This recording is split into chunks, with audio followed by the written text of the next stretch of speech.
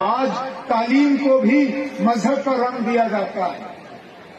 آج medical college میں بھی یہ کہا جاتا ہے کہ یہاں مسلم نہیں پڑھنا چاہیے, یہاں غیر ہندو نہیں پڑھنے چاہیے.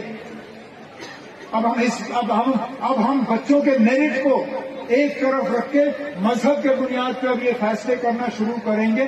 تو مجھے بتائیے نا, کہاں جائے گا ملک کا آئین؟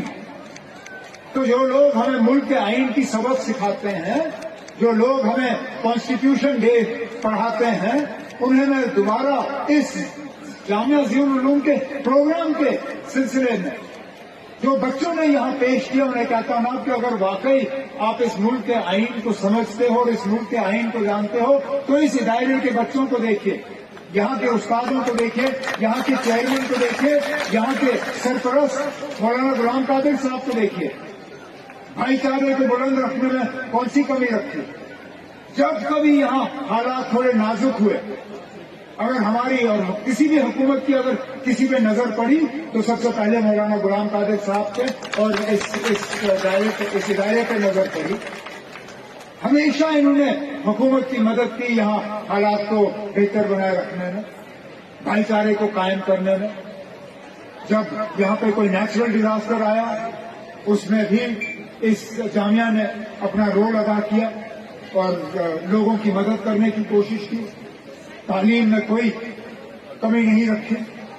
اسی بات کا نتیجہ ہے کہ یو پی ایس سی امتحان, کے اے ایس, کے پی ایس, اس میں بچے جو ہیں پاس ہو جاتے ہیں. نہ صرف پاس ہوتے ہیں بلکہ کامیابی حاصل کرتے ہیں.